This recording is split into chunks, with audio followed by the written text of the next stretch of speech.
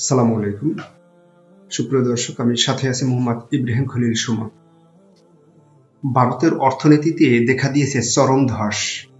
বিশেষ করে রুপির দরপতন হয়েছে স্মরণকালের মধ্যে ভয়াবহ, যা ভারতের অর্থনীতিকে খুব এক ঝাঁকুনি দিয়েছে।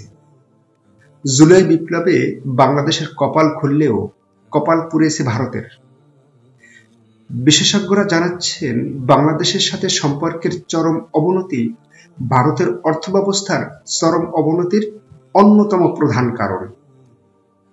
আসলে বাংলাদেশের ক্ষেত্রে ভুল সিদ্ধান্তের খেসারত দিচ্ছে নরেন্দ্র মোদী তথা ভারত। অকারণে বাংলাদেশের সাথে ঝামেলা পাকানোর কারণেই বাংলাদেশ থেকে পর্যটক বা চিকিৎসার জন্য বাংলাদেশিরা আর ভারতমুখী হচ্ছে না। এটাই ভারতের অর্থব্যবস্থাকে চরম এক ঝাঁকুনি দিয়েছে। বাংলাদেশি পর্যটক না যাওয়ায় শুধু পর্যটন খাতেই ভারতের ক্ষতি প্রায় $40 বিলিয়ন বলে ধারণা করছেন বিশেষজ্ঞরা। বাংলাদেশিদের ভিসা বন্ধ করে দেওয়াটাই কাল হয়ে দাঁড়িয়েছে ভারতের জন্য। এদিকে বৈধ অবৈধ ভারতীয়রা আর বাংলাদেশ থেকেও টাকা নিতে পারছেন না। এটাও ভারতের অর্থনীতির ক্ষতির অন্যতম বড় কারণ। বাংলাদেশ আগে ভারত থেকে যত পণ্য আমদানি করত তা এখন প্রায় বন্ধ। তাই বিভিন্ন কারণে বাংলাদেশের সাথে আর্থিক লেনদেন বন্ধ হয়ে গিয়েছে। বড় ধরনের আর্থিক সংকটে পড়ে গেছে ভারত, যা ভারতের সামগ্রিক জিডিপিতে মারাত্মক নেতিবাচক প্রভাব ফেলেছে।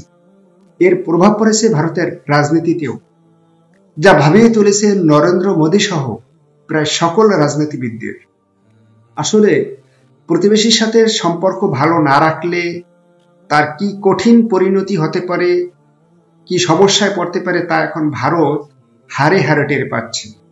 তবে ভারত বাংলাদেশের সাথে খারাপ আচরণ করার কারণে ভারতের ক্ষতি হয়েছে, কিন্তু উপকার হয়েছে বাংলাদেশের।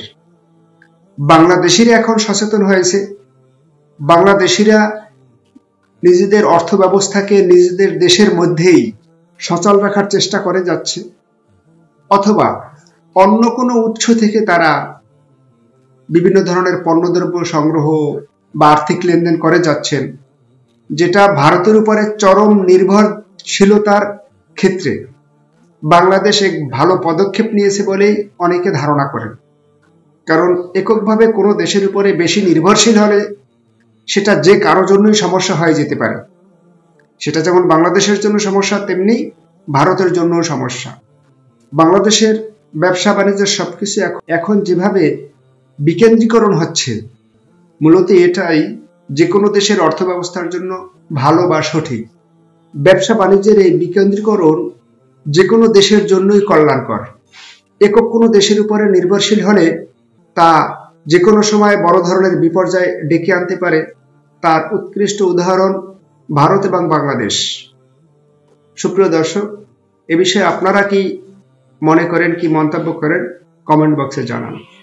সুপ্রিয় দর্শক, আমার এই ভিডিওর বিষয়ে আপনাদের যদি কোনো মন্তব্য থাকে, আপনারা মন্তব্য করুন, আলোচনা করুন, সমালোচনা করুন।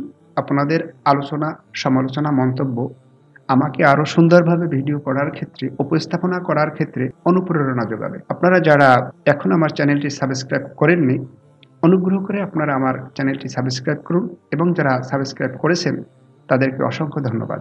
আসসালামু আলাইকুম।